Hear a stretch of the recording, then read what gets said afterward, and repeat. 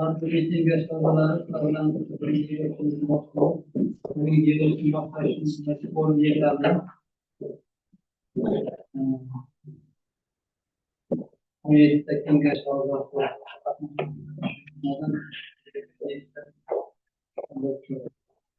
bugün bir gün tartımıdır.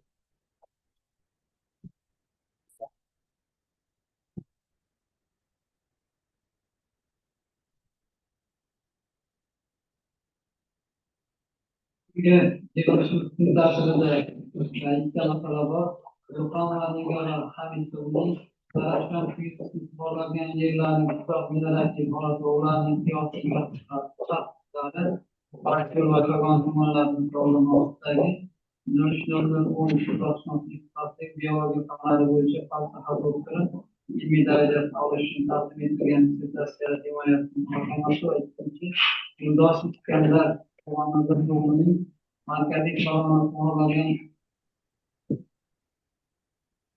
için mutlaka programlarının agresif falsafaları ve onların tutarlı oldu. Mamutkudagi 16.13 agresif başlantık agresif geçtiği çap hocaligi fanlar boyunca falsafa doktoru ilmi derecesine oluşun takdim edilen disertasyon ecmayasının muhakematıdır. Kun tartibidagi birinchi ishga rasmiy yapaniya biologiya fanlari doktori professor Shudimetov Shahobiddin Muhiddinović bir vaqtning o'zida O'zbekiston Milliy universitetimizdagi ilmiy kengashda ham ko'rilayotgan ishga ham rasmiy yapaniya ekanligini yo'qotib kun tartibiga o'zgarish kiritdik. Ya'ni birinchi bo'lib kun tartibida Yo'ldosh Iskandar Qurmonova o'g'lining dissertatsiyasini o'tkazdik. Shuni bir ovozga qo'yib tasdiqladik. Qarshilar betaraflar rahmat. Bugungi kun tartibidagi birinchi masala Yo'ldosh Iskandar Qurmonova o'g'lining markaziy Farg'ona fuqarolaridan programmaning agressiyaviy xostalari va ularning tuz tartiboti mavzudagi 06.01.03 agressivlashtlik agressivligi bo'yicha qishloq xo'jaligi fanlari falsafasi doktori ilmiy darajasini olish uchun taqdim etgan dissertatsiyani boshlaymiz. Bu ishga rasmiy apellyatsiya qishloq xo'jaligi fanlari doktori professor G'ulomjon aka Yo'ldoshev, qishloq xo'jaligi fanlari falsafa doktori dotsent Musulmonov Alisher Amurqulovich va yetakchi tashkilot Toshkent davlat agrar universitetining rahbari biologiya fanlari doktori Karim Sodim talabgor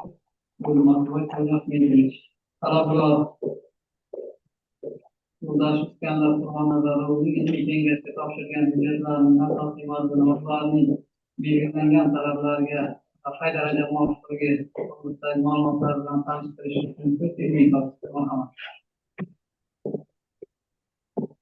Assalomu alaykum. Sizga kengash raisi a'zolari, ustozlar. Talabgor Yo'ldosh Iskandar Qurmonozorovining kengashga topshirgan hujjatlari bilan tanishtirib o'tsam, bu yerda o'zim ro'shnoligini izlanuvchi bo'lgani uchun kengash raisiga yozgan arizasi va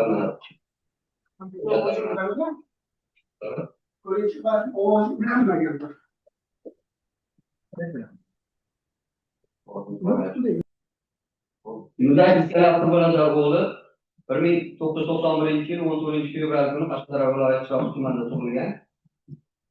Ma'lumotlar bo'yicha mehnat faoliyatiga to'xtalsak, 2014-2018 yillarda Toshkent davlat agrar universiteti bakalavr talabasi, 2019-2021 yillarda universitet magistranti, 2019-2020 yillarda O'zbekiston Respublikasi Davlat kadastr qo'mitasi tuproqshunoslik metodologik institut tuproq unumdorligini boshqarish va baholash bo'limi laboranti, 2020-2022 yillarda ushbu institutda tuproq unumdorligini boshqarish va baholash bo'limi ikkinchi toifali tuproqshunos, 2022-2024 yillarda tuproqshunoslik va agrokimyoviy tadqiqotlar instituti hay'at doktoranti, 2025 yildan hozirgacha shu institut kichik ilmiy xodimi sifatida ishlab kelmoqda.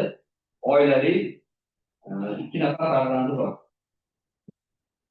Talabgor kengashga topshirgan hujjatlari bo'yicha pasport nusxasi rangli bor bizda.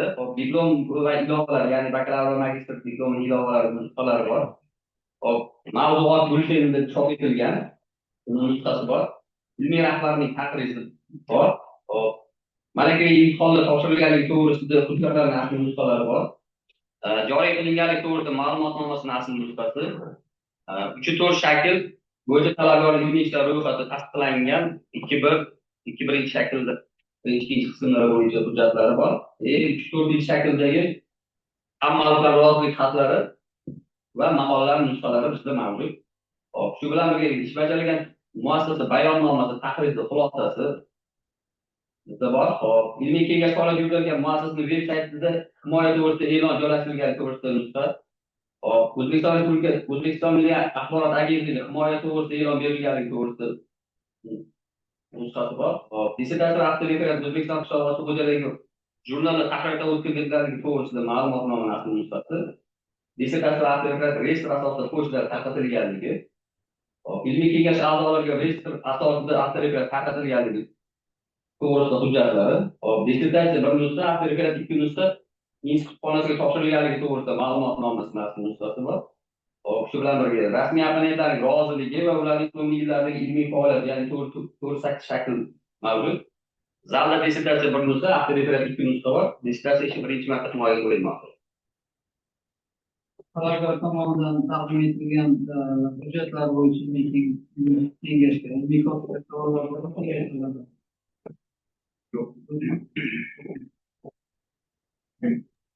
Dissertatsiyaning mohiyati va holatlarini bayon etish hamda savollarga javob berish uchun shu navbatda talabgorga beriladi. Matematik ma'lumotlar.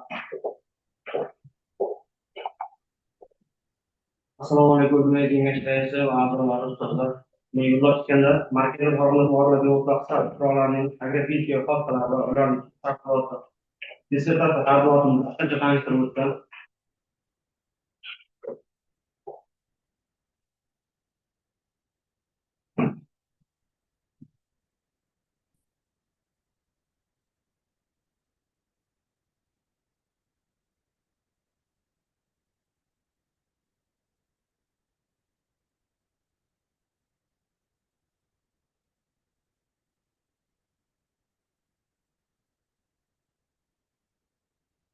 Dunyo faol ma'lumotlariga ko'ra, yer sharida qo'llangan yerlar taxminan 830 million gektar maydonni egallab, bu yer yuzasining taxminan 6dan 1 qismiga teng demakdir. Dunyo sug'oriladigan yerlarning 20%dan 50%gacha maydonlarda suvlanish jadal o'tayotgan bo'lib, buning natijasida 1,5 milliarddan ortiq aholi oziq-ovqat yetishtirishda jiddiy qiyinchiliklarni boshdan kechirmoqda.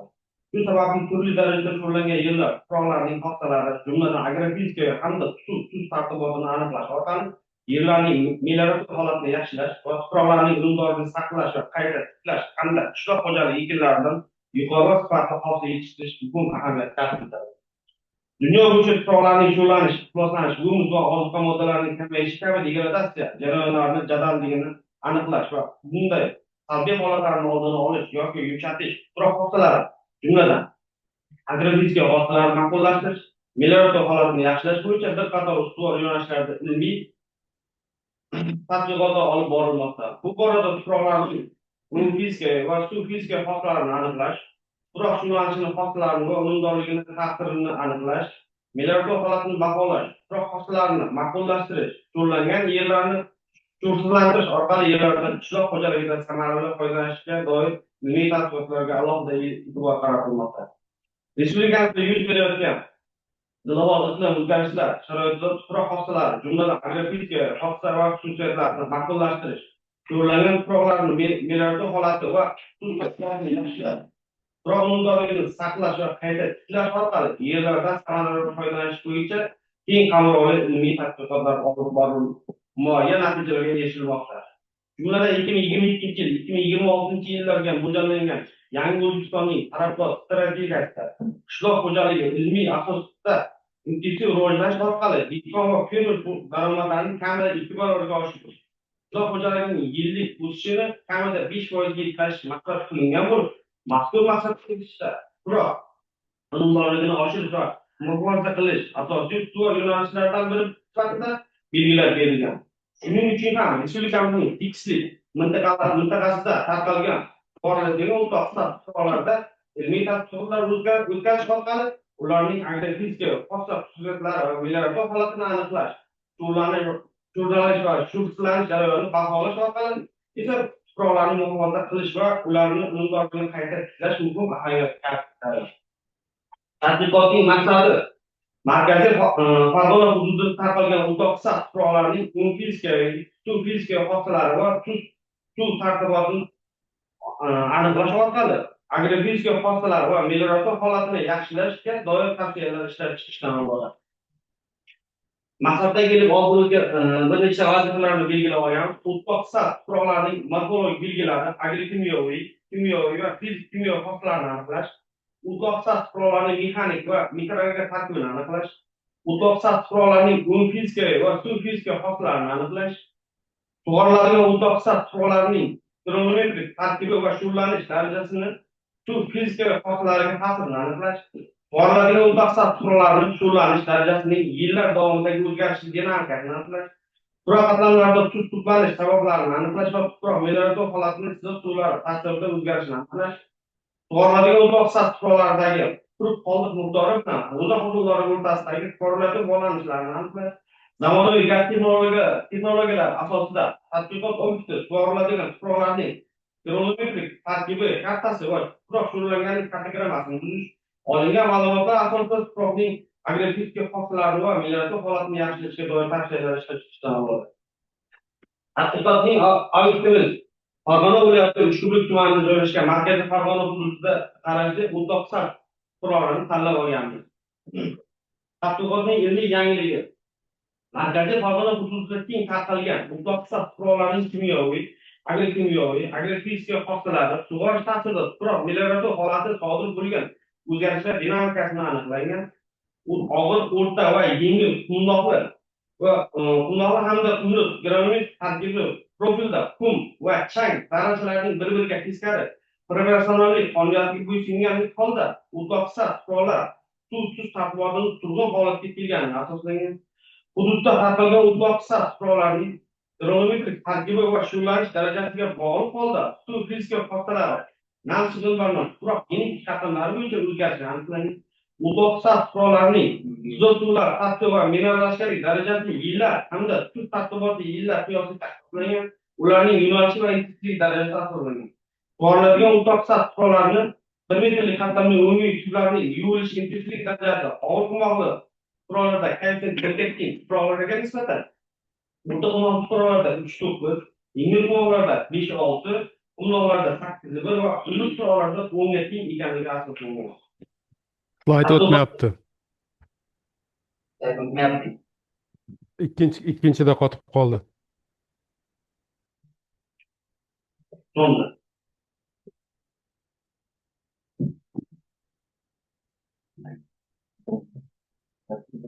Tadqiqotdan natijalarning amaliy ahamiyati shundan iboratki, Shamsiddinov nomli mas'ulning o'toqsa tuproqlar tarqalgan 1600 gektarga sug'oriladigan tuproqlar uchun 1,10 ming maqsadli tuproq mexanik tarkib kartasi va tuproq shug'ullanish kartogrammasi hududdagi tuproqning geometrik tarkibi va shug'ullanganlik darajasini hisobga olgan holda agrofizika va agromeliorator tadbirlarini o'tkazish, jumladan turli darajada shug'ullangan yerlarda tur yuvish me'yorlari, muddatlari va sonini to'g'ri belgilash orqali yerlarning unumdorligini barqarorlashtirishga qaratilgan agrotexnik tadbirlarni amalga oshirishda hamda yer maydonlarini tabaqlashtirish, sug'orish, o'g'itlash va tuproqqa ilmiy asoslangan holda ishlov berish, tuproq xususiyatlari va holatini yaxshilash bo'yicha chora-tadbirlar belgilash orqali yerlardan samarali foydalanishda asosli xizmat qiladi.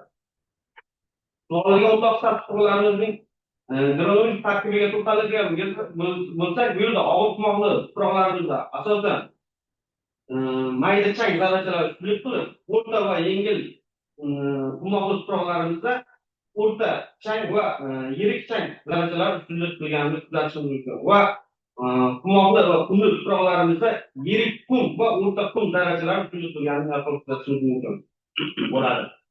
Va o'toqsa tuproqlarimizning ozga elementlar miqdoriga to'xtalib o'tadigan bo'lsak, bu yerda humus miqdori og'ir qumloqli tuproqlarimizda aylog'atlarimizda 1,34% tashkil qilgan bo'lsa, bu quyi qatlamlarga borib 0,814 va og'ir qumloqli tuproqlarimizdan o'rta qumloqli, yengil qumloqli tuproqlar tomon kamayib borganini kuzatishimiz mumkin.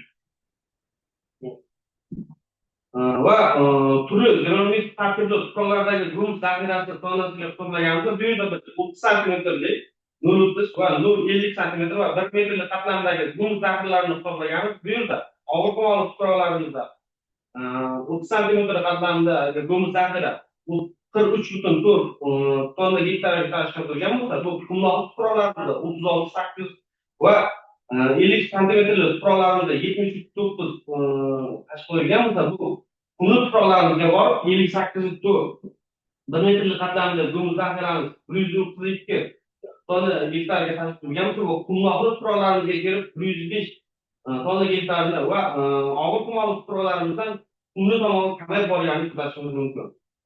Va o'rtoqlar tuproqlarimizning umumiy fizik xossalariga to'xtalib o'tadigan bo'lsak, bu yerda og'ir qumli tuproqlarimizda hajm og'irligi paydo qatlamida 1,28 metr gram santimetr kubni tashkil qilgan bo'lsa, bu qayda ortiq qatlamida 1,57 gram santimetr kubni va quyi qatlamlarga borib kamayganini, bunga mos ravishda umumiy og'irlik qayda qatlamida 52% tashkil qilgan bo'lsa va qayda osti qatlamida 42% tashkil qilgani va quyi qatlamlarga borib 59% tashkil qilganini ko'rishimiz mumkin. Solishtirma og'irligi mos ravishda 50 qayda qatlamida 2,68 gram santimetr kub tashkil qilgan bo'lsa, bu quyi qatlamlar bor 2,64 gram santimetr kubni tashkil qilganini ko'rishimiz mumkin. Va qumloqli tuproqlarimizda hajm og'irligi ortishi bilan umumiy og'irlik kamayishini kuzatishimiz mumkin bo'ladi.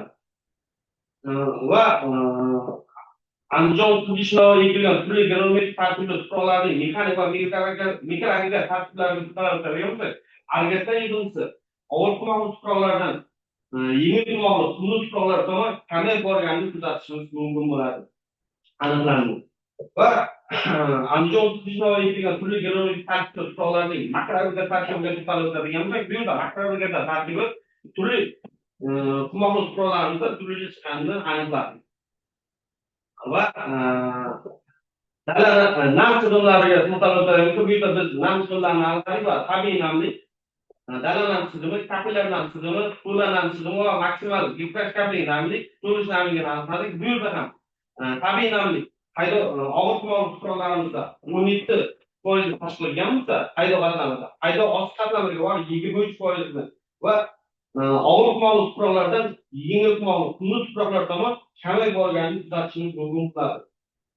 Bu o'rinda to'la nam tizimi ham qayda qatlamida og'ir qumlida 40,20% tashkil qilgan bo'lsa, bu quyi qatlamlar bor 33,20 va bunda ham qumli darajasi yengillashgan sari kamayib borganini kuzatishimiz mumkin bo'ladi.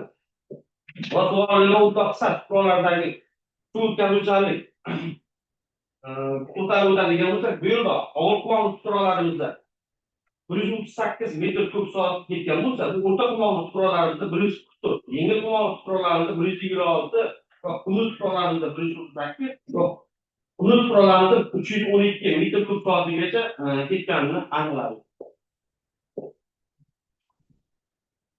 Va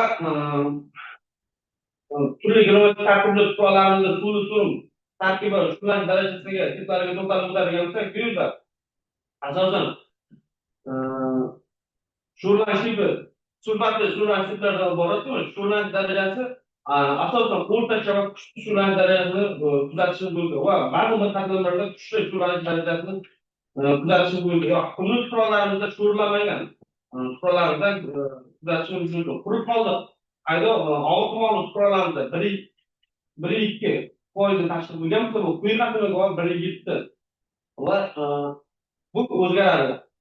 Nimalarga Qonunning mutlaqsiz tuproqlarning 1 metr qatlamda qular yon va quruq qoldiq miqdorining yillar davomida o'zgarish dinamikasiga to'xtalib o'tadigan bo'lsak, bu yerda 2016-yildan 2023-yil orasida quruq qoldiq va qular yonini asoslaganmiz. Bu yerda 2016-yilda og'ir qumli tuproqlarimizda quruq qoldiq 222 tonna gektar tashkil qilgan bo'lsa, bu 2023-yilga kelib 175 tonna gektarni va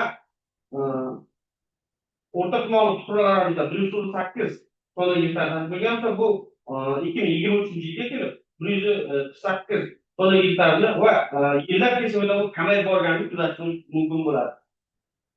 O'zbekiston fuqarolarining bir metrlik qatlamdagi umumiy va zaharli tuzlar zaxirasi tonnasiga hisoblaganimizda bu yerda og'ir fuqarolarimizda umumiy tuzlar 185 tonna gektarni tashkil qilganimizda bu hudud fuqarolarimizga 24 butun 86 tonna gektarni tashkil qilganini kuzatish mumkin bo'ladi. Bu yerda ham zaharli tuzlar 81 tonna gektarni tashkil qilgan bo'lsa, bu hudud fuqarolariga 14 tonna gektarni tashkil qilganini kuzatish mumkin. Zerto'lar hatto turlicha bo'lgan yer maydonlarining yillar davomida o'zgarishlar dinamikasiga to'xtalib o'tadigan bo'lsa, bu yerda 2000-yildan 2023-yilgacha taqqoslaganmiz 2000-yilda 1 metrlik qatlam 105 gektar tashkil qilgan bo'lsa, bu 2023-yilga kelib kuzatilmadi va 1 metr 1,5 metr qatlamdagi suvlari 2000-yilda 976 gektar tashkil qilgan bo'lsa, bu 2023-yilga kirib 4910 gektarni va 2 metrlik qatlamda 10770 2000-yilda 10770 gektar tashkil qilgan bo'lsa, 2023-yilga 9214 gektarni va 2-3 metrlikdagi suvlar sathi 2000-yilda 8892 gektar tashkil qilgan bo'lsa, bu 2023-yilga 10004 gektarga chiqarish mumkin bo'ladi. Zerto'lar yo'nalishlar darajasi turlicha bo'lgan yer maydonlarining yillar davomida o'zgarishlar dinamikasiga to'xtalib o'tadigan bo'lsa, bu yerda ham 2000-yildan 2023-yilgacha bo'lgan nimani taqqoslaganmiz. Zerto'lar yo'nalishlar darajasi bu yerda 1 gram litr yo'nalishganlik darajasi 2000-yilda 6840 gektar tashkil qilgan bo'lsa, bu 2023-yilga kelib 4804 gektarni va 10dan ortiq minerallashganlik darajasi kuzatilmadi va 5-10 minerallashgan darajasi kamayganini kuzatishimiz mumkin bo'ladi. Andijon o'qituvchi navoiyga turli geologik tarkibli tuproqlarni sindirish tizimi va sindirilgan kationlar tarkibiga to'xtalib o'tgan bo'lsak, bu yerda asosan kalsiy kationi turli qilib yig'indi 2 milligram ekvivalentdagi og'ir tuman tuproqlarimizda 11.98 milligram ekvivalent tashkil qilgan bo'lsa, bu haydovatlarimiz haydovat qatlamiga kirib 982 milligram ekvivalent tashkil qilganini kuzatish mumkin va quyi qatlamlarga tuproq mexanik tarkibi yengillashgan sari kamayganini kuzatish mumkin bo'ladi. Shu tozalanish darajasida asosan shu tozalashmagan va kuchsiz shu tozalashgan darajasini kuzatishimiz mumkin bo'ladi. Tuproqning sho'rlanishi bilan Andijon o'qituvchi hosil o'rtasidagi korrelasiya bog'larini aniqladik. Bu yerda kuchsiz sho'rlangan tuproqlar korrelasiya koeffitsiyenti -73 ni tashkil qilgan bo'lsa, o'rtacha sho'rlangan tuproqlar korrelasiya koeffitsiyenti -81 va kuchsiz sho'rlangan tuproqlar korrelasiya koeffitsiyenti -90. Bu o'z-o'zidan ko'rinib turibdiki, paxta sho'rlanganlik ortishi bilan paxta hosildorligiga ta'sirini va paxta hosildorligi kamayib borganini kuzatish mumkin bo'ladi.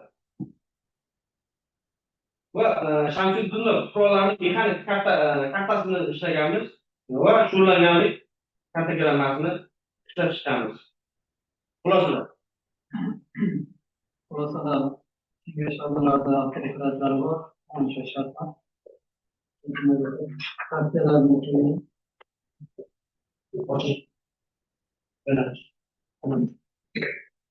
Taqdirlar.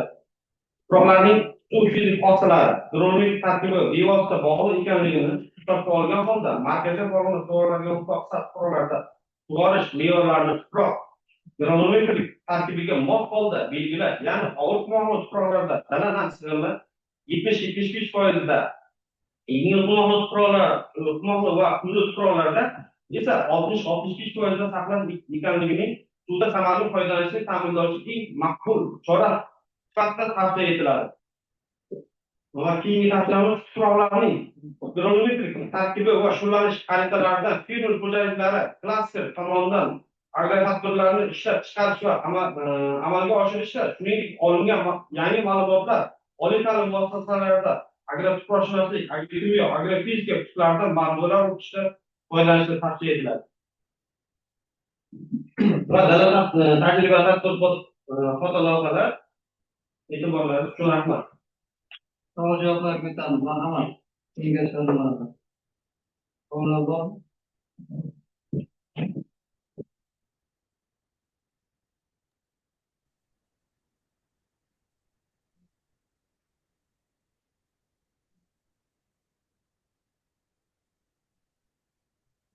Savol javob berib turamiz unda.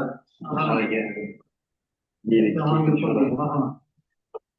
Tadqiqot maydonlaringizda mana sho'rlanmagan, kuchsiz, o'rtacha sho'rlangan ekan.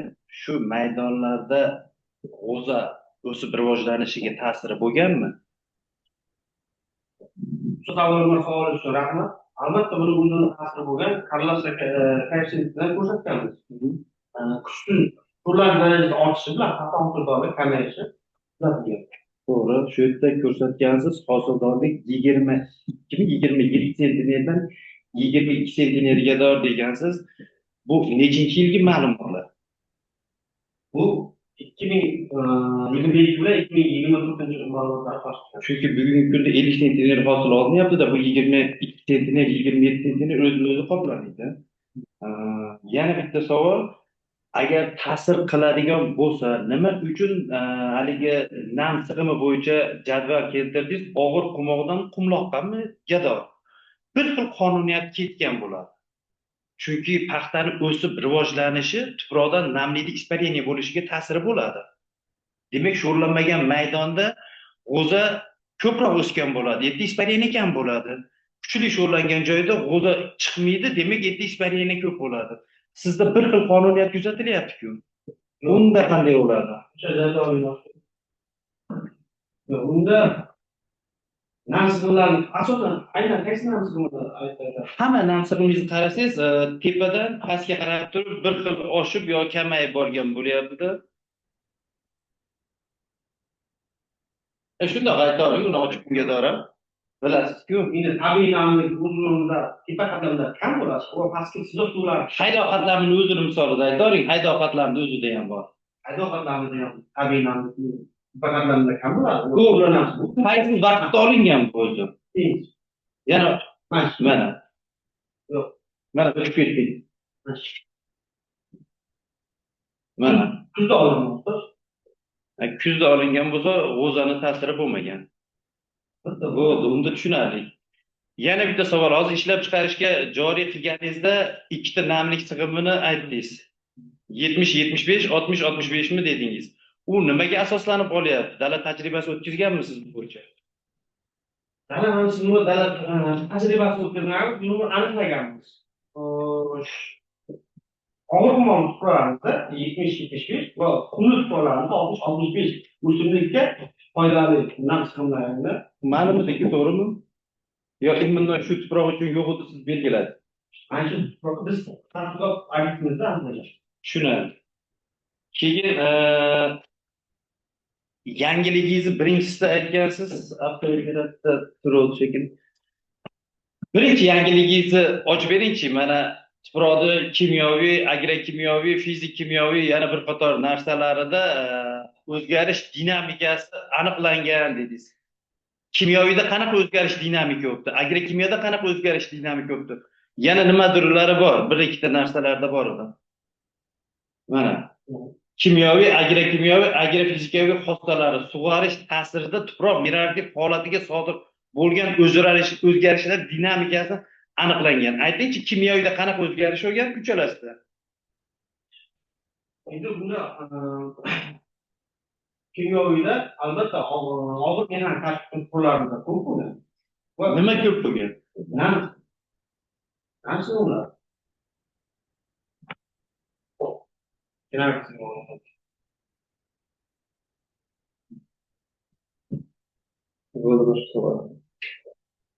Yo'q, sug'orish ta'sirida deyilyapti. Sug'orish ta'sirida tuproq hosil xususiyatlari qanaqa o'zgarish bo'lyapti? Masalan, kimyoviy xossalar, agrokimyoviy xossalar.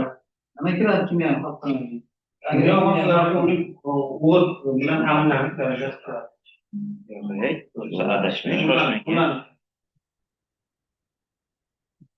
Xo'p, mana agrofizikaviy o'zing tushunganing aytib bo'lmasa, agrokimyoviy xossalarga oziq elementlar ta'minlanganligi, humus, O'zgarish bo'lganmi? Yozyapsan-ki, Albatta, solishda rahmat o'zgarish bo'lgan. Og'ir mexanik tartibga tuproqlarida agrokimyo hossalari yuqori bo'lgan va qumlar tuproqlarida kirib, albatta sindirish sig'imi kamayganligi tufayli kam bo'lgan. mayli shu holat. Keyin mana bu yerda yozyapsanda, Iskandar, bu o'tloqqa sariq tuproqlar ko'proq suv tartiboti bilan bog'liq ko'proq tuproqlarda tanimangda bu yerda chang nimalar, mayda chang, haligilardan ancha foiz tashkil qilyapti-da, u 40%.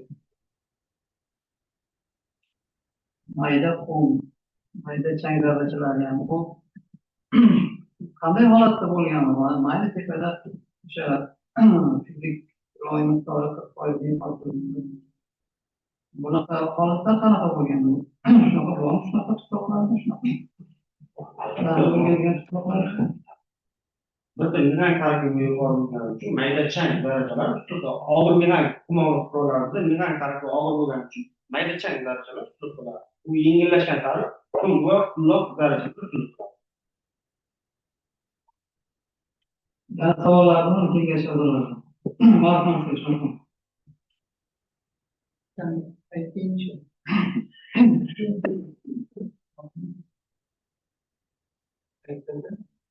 Ben shug'ullangan bo'lgan. 27 yilda shug'ullangan mashhur fakt. Sizning ishingizda ham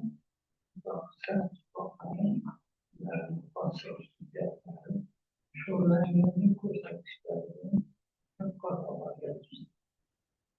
qanday farqi bor o'sha izlanishlar siznikida qanaqa buni olgan natijalar Endi rahmat ustoz savoli bor. Endi Xoldorov asosan mikroelementlar bo'yicha o'rgangan. Endi agressiv jihatiga ko'proq o'rgangan.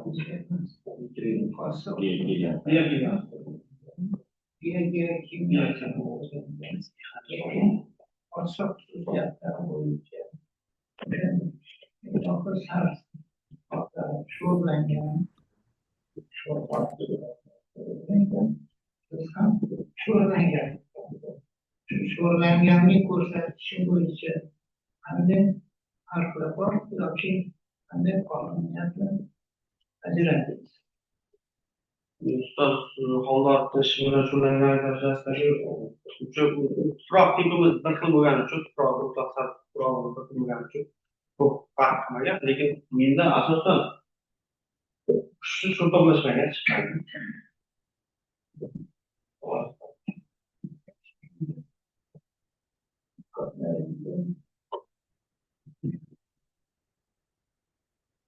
Nimaga urg'u beryapsan? Agressivga urg'u berish nimaga gapirmaysanmi?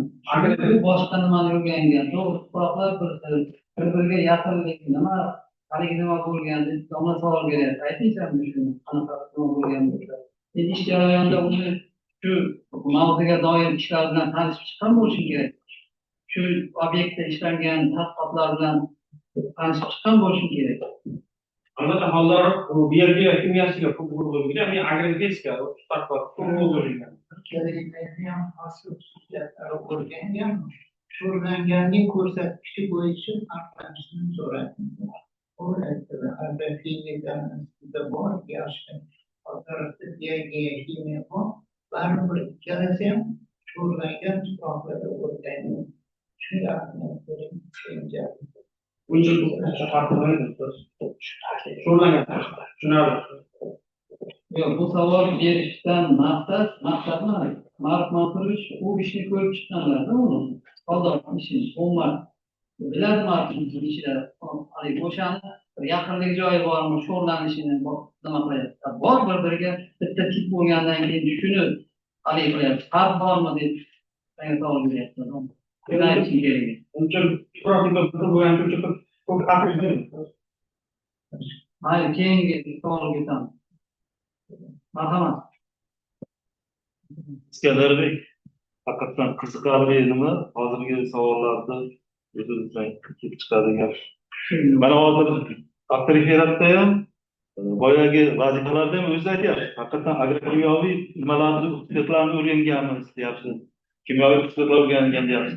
Agrokimyoviy qanday xususiyatlarni nima qilgan hossalarni o'rgangansiz deb nimayizda ham aytmayapsiz. Dokladingizda ham avtoriferatda ham ko'rmadim. Tuproqni ta'minlanish darajasi bo'yicha bir tahlillar olib borgansizmi? Qanaqa ta'minlanish darajasi bo'lgan o'sha tuproqlaringizda? To'g'risida ma'lumotlar bormi? Dissertatsiyada bormi? Men dissertatsiya o'qiganman, shuning uchun so'radim.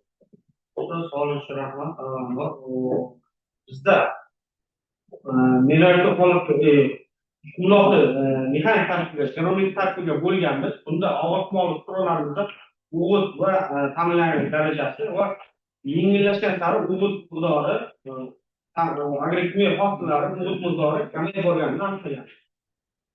Adashyapsiz. O'g'itga bog'lamay o'zini so'rayapsiz. Ta'minlanganligini so'rayapsiz. Harakatchan fosforlar qanaqa ta'minlangan yoki almashinuv kaliylar qanday ta'minlangan, humuslar qanaqa, ana shular to'g'risida sizlar nima qilgan bo'lishlaringiz kerak, oydin bo'lishlaringiz kerak. Ko'proq tahlillar, o'sha ma'lumotlar bormi? Yana bitta savol. Haqiqatan hosildorlik juda kam. Andijon 35 navi hosildor potensial juda yuqori. Nima hisoblanadi? Farg'ona viloyati Uchko'prik tumanlar sharoitida olgan hosildorligingizga nisbatan ularni o'g'itlash nimasi qanday bo'lgan? Qanchadan hozir nima qilgan? Mana shularga e'tibor bergansizlarmi sizlar? Qancha o'g'it qo'llagansizlar? Bizni ishimiz asosan agrofizika bo'lgani uchun u agrokimyo nimasi jihatiga ko'p vaqt qilganmiz. Shular qarashda baribir siz erta tajriba o'tkazyapsiz. Fermer dalasida o'tkazyapsiz, to'g'rimi? Shu yerda qancha o'g'it qo'lladi, qanaqangi agrokimyo tadbirlar nima qildi, bular to'g'risida nima qilgansizlar? Marhamat, yana kimda savollar? Zoom platformasida savollar, marhamat. Ishingizni maqsadida ham, mavzuda ham tuzlar bilan son mexanik tarkibini o'zaro bog'liqligi to'g'risida gap ketyapti-da. Zaharli tuzlar miqdorini ham aniqlabsiz. Zaharli tuzlar miqdorini aniqlashdan maqsad nima? Qanaqa korrelyativ bog'liqlik bor ekan mexanik tarkib bilan zaharli tuzlar o'rtasida? Savol uchun rahmat. Zaharli tuzlarni aniqlashdan maqsad bu genomik tarkibi yengillashgan sari kamayganini kuzatdik. Bunda zaharli tuzlarning miqdori va umumiy tuzlar miqdoriga nisbatan u ahamiyat albatta o'zimizga salbiy ta'sir ko'rsatadi. Demak, nima bo'lmoqda?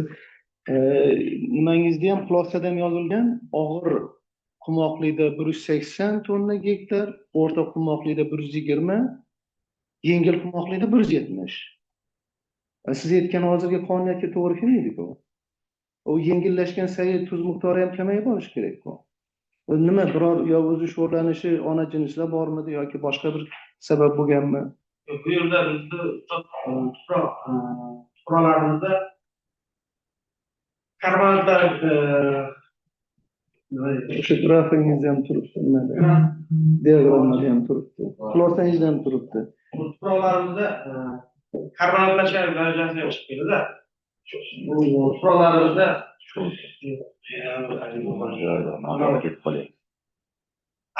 arzikli qatlamlar chiqib keladi.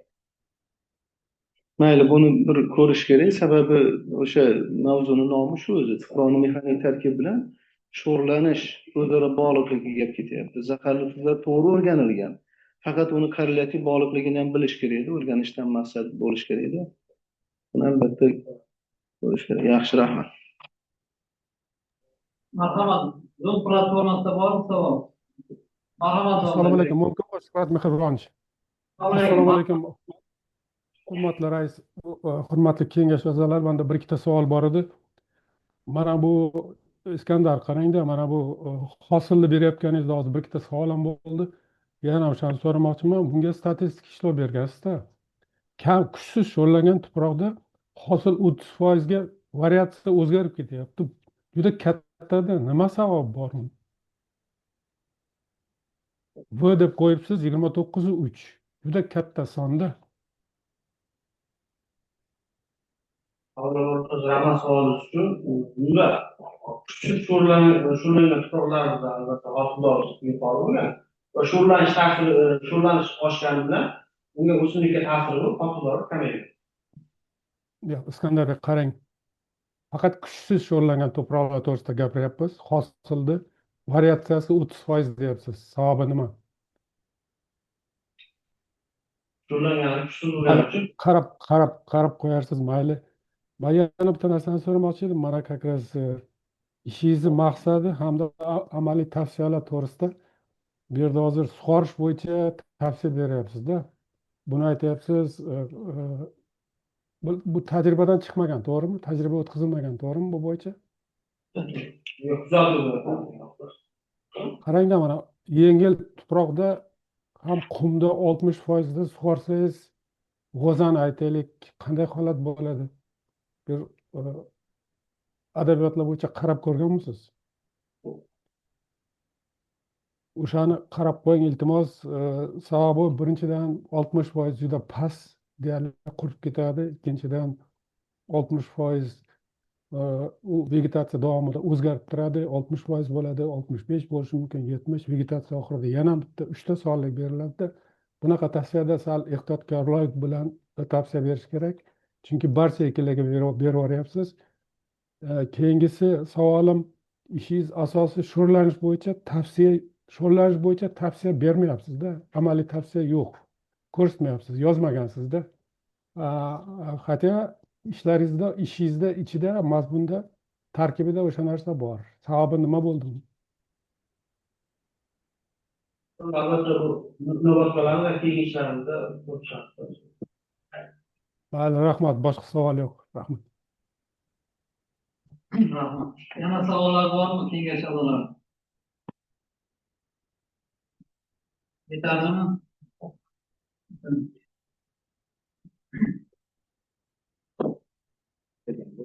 Ko'rdiring, qarorgohligining rahbari Komitet Assalomu alaykum, hurmatli rais. Yozma taqriz berganman. Dissertatsiya bajargan muassasaning va ilmiy seminarning xulosalari yetakchi tashkilot taqdirida dissertatsiya va dissertatsiya aksariyati bo'yicha ilmiy kengash tushgan boshqa taqdirlarni o'qitish uchun ko'p ilmiy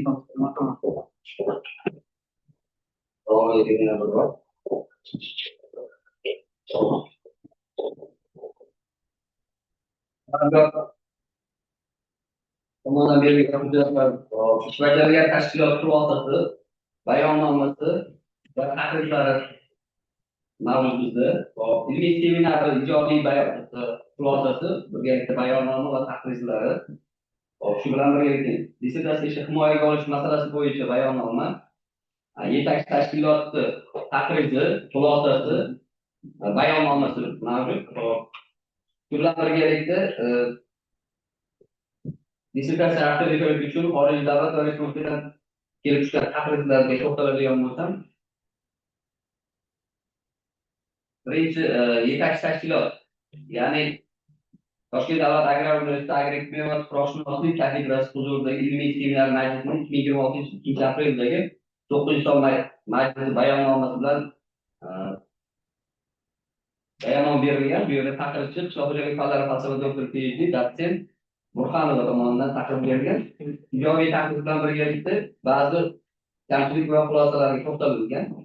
Jumladan, tadqiqotning vazifalarida o'rtoqli tuproqlarning grammatik va mikroagregat tarkibini aniqlash va yana so'raladigan o'rtoqli tuproqlarning grammatik tarkibi va sho'rlanish darajalarini fizikaviy hodisalarga ta'sirini aniqlash deb 2 marta grammatik tarkibini aniqlash jumlasiga izoh bering.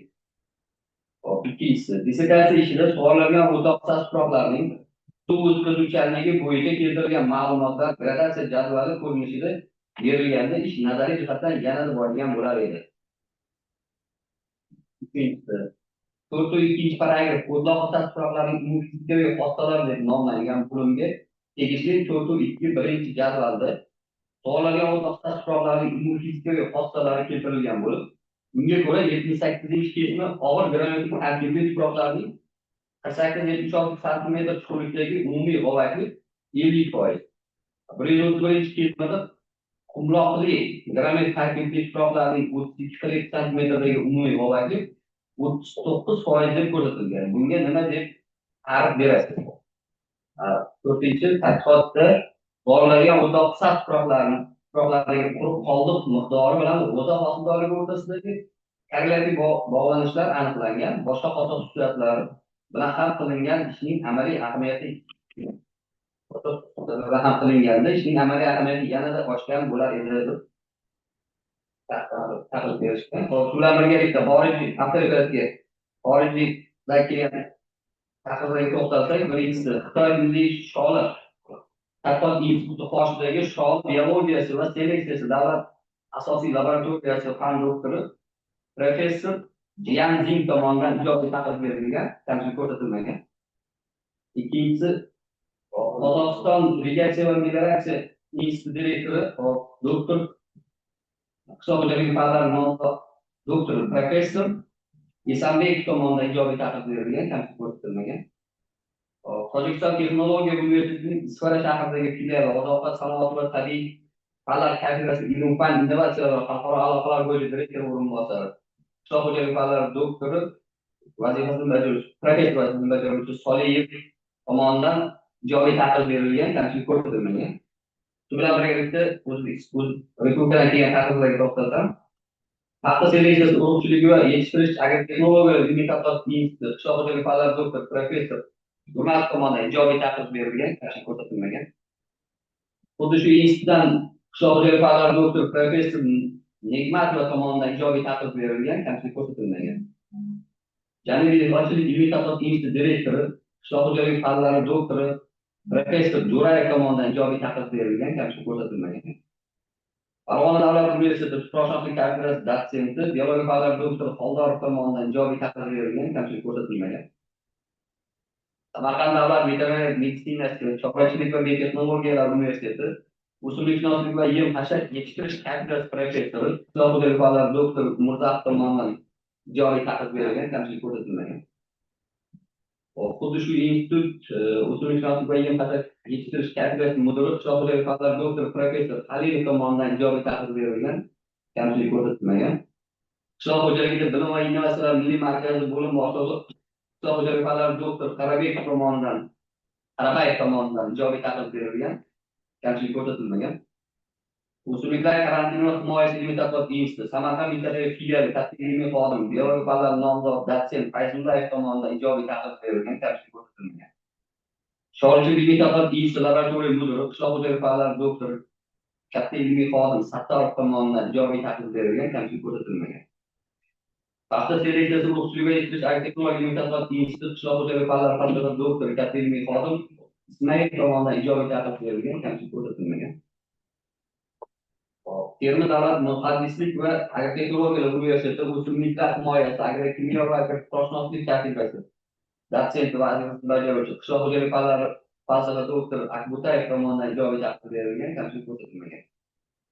O'zbekiston Milliy universiteti biologiya va ekologiya fakulteti tuproqshunoslik kafedrasi dotsenti qishloq xo'jaligi fanlari falsafa doktori Zakirova tomonidan ijobiy taklif berilgan, kamchilik keltirilmagan.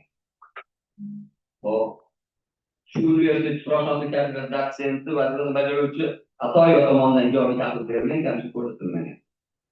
Namangan davlat universiteti biotexnologiya kafedrasi dotsent vazifasini bajaruvchi qishloq xo'jaligi fanlari falsafa doktori Turg'unov tomonidan ijobiy taklif berilgan, kamchilik ko'rsatilmagan. Paxta seleksiyasi urug'chiligi va yetishtirish agrotexnologiyalar ilmiy tadqiqot instituti qishloq xo'jaligi fanlari doktori katta ilmiy xodim Ismailov agrokimyo va o'g'itlar laboratoriyasi yetakchi ilmiy xodim qishloq xo'jaligi fanlari nomzodi Tillabekov tomonidan ijobiy taklif berilgan, kamchilik ko'rsatilmagan. Tuproqshunoslik ilmiy tadqiqotlar Qashqadaryo viloyati mintaqaviy bo'limi ilmiy ishlar va innovatsiyalar bo'yicha direktor o'rinbosari biologiya fanlari falsafa doktori Berdiyev tomonidan ijobiy taklif berilgan, kamchilik ko'rsatilmagan. Qo'qon davlat universiteti biologiya kafedrasi dotsenti biologiya fanlari falsafa doktori Somiddinov tomonidan ijobiy taklif berilgan, kamchilik ko'rsatilmagan. Va oxirida Janubiy dehqonchilik ilmiy tadqiqot instituti resurs tejamkor texnologiyalar joriy etish laboratoriyasi mudiri qishloq xo'jaligi fanlari falsafa doktori katta ilmiy xodim tomonidan ijobiy taklif berilgan, kamchilik ko'rsatilmagan. Bugungi kungacha avtoritet bo'yicha ketishlar taqdirlash yo'ldan iborat. Matematik kengash a'zolari birorta tushgan haqida o'qish eshitishga ehtiyoj bormi? Yalnız marhamat so'z qarorgohga beriladi. Va telegraflarni keltirgan kamchiliklarga javob berish. Bundan bo'lgan yetakchi taxsislarga javob bersam, birinchi kamchilik tadqiqot vazifalarida dronometrik tarkibda buni aniqlash apparatining ikki bor qo'llanishi mazmunan turli vositalarni ifodalaydi. Jumladan, birinchi holatda o'rtoqsiz fuqaroning dronometrik tarkibi aniqlash va ikki holatda omil sifatida olinib, uning suvlanish darajasi bilan birgalikda tuproqning suv-fizika xosalariga ta'siri baholanadi va mazmun sifatdan turli vazifalarni ifodalaydi. Ikkinchi kamchilikka javob.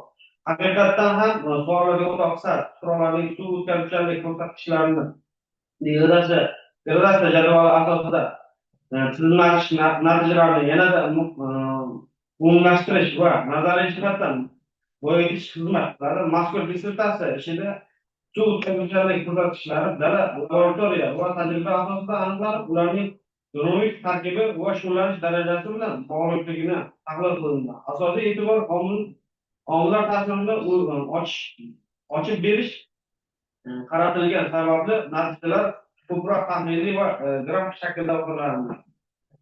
Uchinchi, tur 2.1 jadvalda berilgan ma'lumotlarga ko'ra 2008-yilda og'ir tumonli dronometrik tarkibli tuproqning 876 sm qatlamida umumiy og'irlikning 50% tashkil etish va 130-kesada undoqli dronometrik tarkibli tuproqlarning 32 sm umumiy og'irlikning 39% tashkil etish ushbu tuproqlarda aniqlikdan va shu qatqarmada og'irligi sababli yuqori ko'rsatkichlarda bo'lganligi natijada hajm og'irligi ortgan.